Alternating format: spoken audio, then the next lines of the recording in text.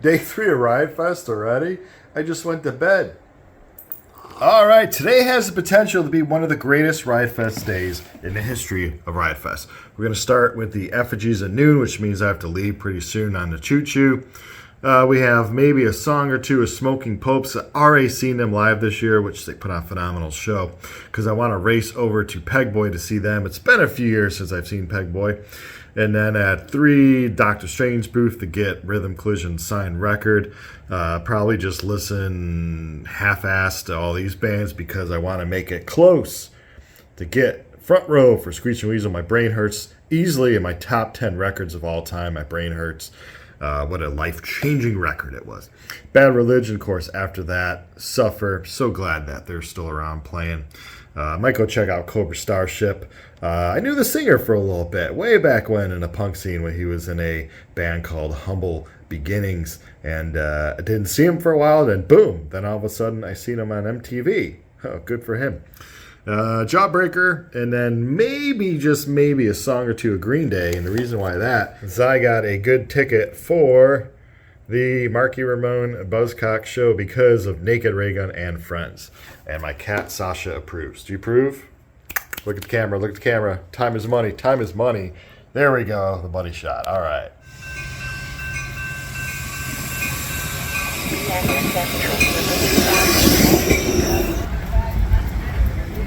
Jesus is the answer, I guess. I guess he's mad because Jesus can't get in the festival. I don't know. Jesus should be VIP. Not even noon and lined up for merchandise. Fugazi was right. Merchandise. My adventure is getting water, then going to see effigies.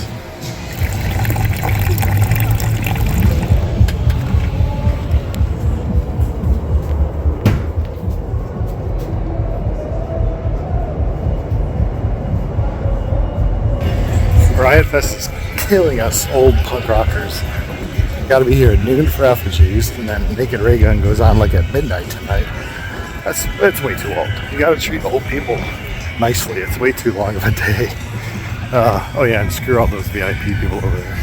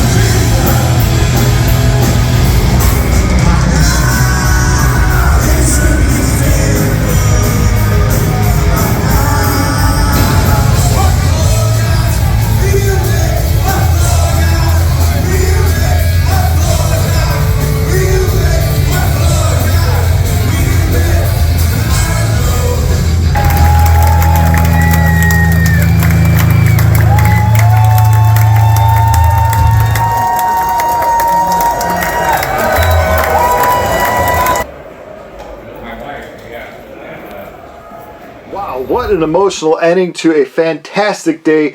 Easily one of the best days I've ever had at Riot Fest ever. I mean, I've been up close to watch Morrissey, The Cure, on the barricade for the Smashing Pumpkins, on the barricade for Jesus Lizard. Elvis Costello put out a great performance. Face to Face, great performances. Cheap Trick was great.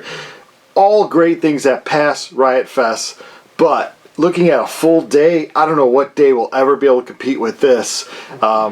The Chicago punk rock community was strong. I know Blake from Jawbreaker was talking about how the East Bay, Oakland, San Francisco community was well represented. To me, Sunday, September 21st, 2025, Riot Fest history will go down as the day that Chicago took over and showed you its goods. Unbelievable. Started today with the effigies.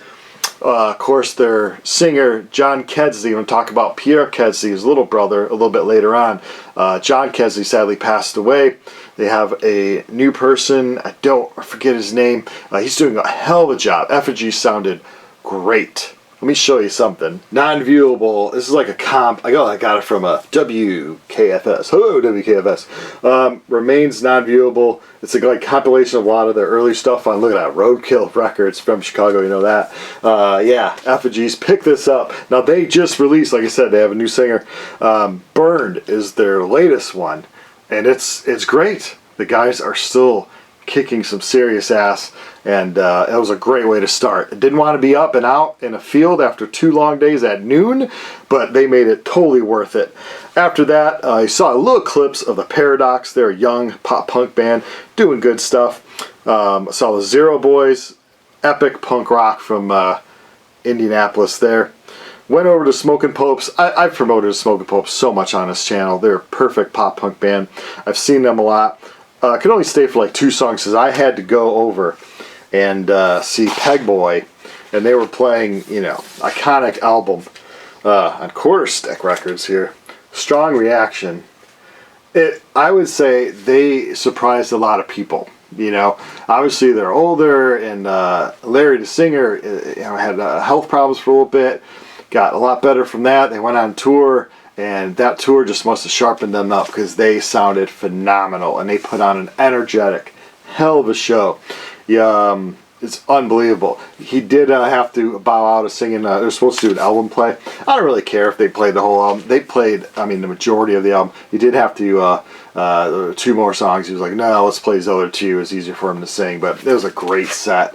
Pegboy, unbelievable. And at the end of that Pegboy video, you may have saw a younger woman on stage. She's the daughter of Pierre Kedsley. Now, Pierre Kedsley played in Naked Ray Gun for a little bit and played in Pegboy for a little bit, and left an amazing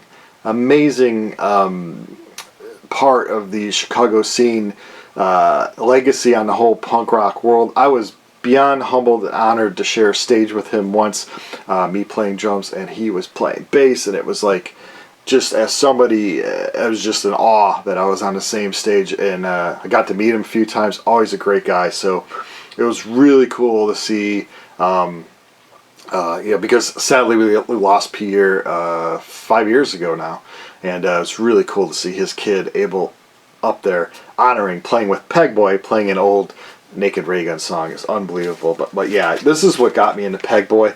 I was in line at McGregor's to see Screeching Weasel, who also came up in this video, and someone in line was selling albums, and they had this, and I picked this up. 3-Quart Monty. I would go on to see them play soon after this 2, 3, 4 times. Couldn't get enough of them, even though you were getting beat up in the crowd pretty good back then. But yeah, Through My Fingers. Oh man, this is Pegboy. They unbelievable. So glad they came back. So glad they played Riot Fest. It was a great time, great time. Now, I left that area to go after the show, after the performance rather, went to the Doctor Strange. It was great to see Bill. Doctor Strange, if you're in Altaloma, California there, it's outside of LA area, go to his record store, support him. He's a wonderful human being. Just honored to call Bill a friend. It was so nice to see Bill. Obviously, with him being in California, me here in Chicago area, we don't always get to see each other, but it was nice to catch up with him. Rhythm Collision was a band on his label. They repressed this just this year, hot off the presses. This album is about 30 years old, but it is still holds up. It is great. So I was able to get this signed by two of the guys there, Corey and Sean. Went back, grabbed the pizza as you saw, then got in close. I was going to try to go all the way up. It's hot. That sun was killing me. And got as close as I wanted to. For the great Screech and Weasel, of course, this is Booga da Booga da Booga. And the only one from this lineup is Ben. But Screech and Weasel, iconic logo. Love him or hate him. You may hate Ben, but love the band. You may love Ben. You may love Ben and love the band. You may love, hate, love, whatever. Musically, damn. I love Screech and Weasel. And this lineup, the only one that's same is Ben. This is My Brain Hurts. This is the album they played from front to back. They did play it really fast. They have an up-tempo when they play this live. Like I said, easily for me, in the beginning of the video, top 10 album of all time for me. Screech and Weasel, My Brain Hurts, 1991. This is the Lookout Records version of it. But man, oh man, this is a great album, and it was great to see them, and they sound really, really, really good. So, you know, you got your Peg Boy, you got your Smoking Popes, you got your Screech and Weasel. Chicago, well represented in that time crunch of the performance there. After that, of course, Bad Religion. What would a Riot Fest be without Bad Religion? Greg and the guys, everyone sounded great. And, you know, song after song, you're like, it's Bad Religion. I first saw them, I'll show a little ad up there, in 93, Seaweed, all in a band called Green Day that was trying out some new songs, and one of them was Longview. It's going to be on their next album. Hopefully they'll be big on that next album. And they were more than big on that next album. But yeah, I missed the chance to see Green Day at McGregor's, which was a small club, only held like, I don't know, 200-300 people. But then the next year they came around and they were at the Vic Theater, which held about 1,000 people, and it was really nice to see them there. And then, I mean, at the Riv first, which holds about a little more than that, and then the Vic. So I did get to see them twice before. Now, if you want to see Green Day, you're seeing them in a stadium. So I was happy to see them twice before they got too big. All right. What did we do after that? Of course, I was going to try to see Cobra Starship, but I stayed in the area. I was hanging out with friends, so I just decided to stay and hang out with friends. Idol, I don't know what they put on an energetic show. I might check out some of their music. After that was Jawbreaker. I was shared a bill with them way back 93 or something. I'll show the stub if I have it. And it was fun. I got to talk to Blake a little bit before the show. I should have had him sign some of them, but like I've said in this channel before, way back then when I was way involved in the community and would share shows with people who would go on to be like huge names in the music industry, I never asked for autographs or pictures or anything like that. You just kind of said hi to people. But yeah, I wish I got some autographs way back then. Jawbreaker, great songs, but to be choosy, probably my least favorite time I've seen them, of like the 6, 7, 8 times I've seen them, from small clubs to huge outside arenas like that. It was probably my least favorite point. It just didn't flow well. Whenever you start with a slower song, I don't know. For sure, I would have loved to take that set list, which my friend got a copy of, and a drumstick. I would love to take that set list and go, no, here. Better show. But it was fun. But yeah, the anticipation was for Green Day. Let me show you some Green Day. Like I said, I knew about this band before. They hit it big because within the little punk community, they were filling up every little club you could throw at them. I got the advance I was reviewing. I got the little promo for Dookie there. I got the advance before the album officially came out and knew that, oh God, this is catchy. Yeah, they have a good chance. They may break it pretty damn big, those little punk rockers. And that's the thing. God, 94 that came out. 31 years ago. Holy moly. And that's the thing. People are like, oh, I don't like these guys talking so politics, and or they're not punk rock, they're too poppy, blah, blah, blah. Whatever. Put all that aside. Musically, awesome Green Day. And I like groups that kind of like combine that pop and that punk so well. And they do. And they did play a song off of this, Going to Pass La Croix. I don't know. I don't pronounce things right. You know that. Green Day, 39 Smooth. Recorded in 89, so way before the pop-punk explosion. These dudes were leading the way. And my favorite Green Day album, Kerplunk. And that's the two before Dookie, which exploded them into Dookie Land. But yeah, it's always fun to see Green Day. Of course, you saw that I left there, went to the Metro, loved the Metro. I was lucky enough to play the Metro. It was always a dream club for me to play. Holds about 1,000 people. I was very lucky to play there a few times and have great shows there. Oh, so much fun. And we were there again to see the Ramones thing. And then the Buzzcocks were good. I swear I've seen them before. Probably at Riot Fest. And then Naked Raygun. And just fighting was, I got up there and I kind of got into the side area and I kind of knew it was kind of like this VIP side area. And everyone had like a badge, but I took this poster off the wall of the show. And I was just kind of holding a poster up where I would have the badge and just kind of like doo-doo-doo, acting like you should be there kind of a thing. And it was funny because when other people would try to come to this VIP side area, even though I shouldn't have been there, I was like, hey, security, hey, these people, hey, don't come up here. But then after, when Naked Raygun started, it was pretty obvious I wasn't holding this paper. I'm like filming, I'm like, yeah. And the girl was like, oh, do you have a pass? I'm like, oh, my pass? Shit, I dropped it. And then I was like, I'll just go. So had a good time. Filmed a few songs from that side view. I just, being around people all day, I'm like, I just want a little bit of space. A little bit of space. But yeah, it was cool to go amongst common people as well. Naked Raygun, realistically, probably their last show. Jeff Pizzotti has Parkinson's, and yeah, it's a rough ride, I'm sure, with that. So it's probably their last show. They played great songs. They had people up there, as you saw, Josh from the Smoke of Popes helping them out. Allie from the Violets, a band that I've talked about on this channel before. And it was really, really good stuff. It was really good to hear them play. I mean, they're so loved within the community. And behind them was a big thing, as you saw, of Pierre. Like I said, he played in Naked Raygun. And yeah, you start with all this stuff. Any release from Naked Raygun, you're fine. I mean, this came out in '84. Compare it to what else was out there in 1984, and you're going to realize what a great band Naked Raygun is. This is Throb Throb. First I ever heard them, I bought a tape of that, and just album after album, unbelievable stuff. They look like little kids there. And just anything you get from them, it's just going to be great. This is a bootleg from '85. From Hoboken, New Jersey. Hello, New Jersey. Understand. Great album there.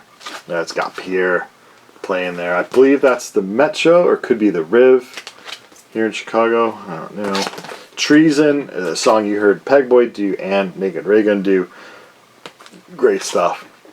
There's Pierre there. Rest in peace, man. The Chicago scene lost a monster of a human being. And the impact that these guys have, I just hope they realize it. Every band, I mean, you don't go through the Chicago music scene and not get influence from this group. And here is their latest one. I'm going to say it's probably going to be their last one. I was lucky enough to get it signed from the boys. And this is a great one. This is a great one. What did it say? 2021? Wow, has it been 4 years already since this one came out? Unbelievable. But over the Overlords, it's just great. What a great, if this is, which I think it is, their last album, what a way to go out strong as when they started. So yeah, I did leave. I thought it was kind of going to be ending, so I went outside, but I did learn that Daryl of the Boybles went out there and sang with them, and again they brought out Pierre's daughter to play with them. So what a way to end an emotional day, because you're realizing your heroes are all getting older, and sadly you've lost some of your heroes. We've also lost a few of my friends along the way, and I meet friends at Riot Fest that I haven't seen in 30 years, and you just want to appreciate everyone, because who knows how long any of us have. And that to me was a great day of honoring Chicago music, and hopefully those groups will get these kids will download their songs now and put a little change in the group's pockets, and really appreciate them that way as well. But yeah, it's just a way to feel proud of the scene, proud of the punk rock community, proud at Riot Fest. They always draw too many people now, but they draw a good mix of people. You don't see, you see a few jerks here and there, but 99% of the people that are there are just great human beings, proud of the scene. And yeah, what a great day. All right, thanks for watching.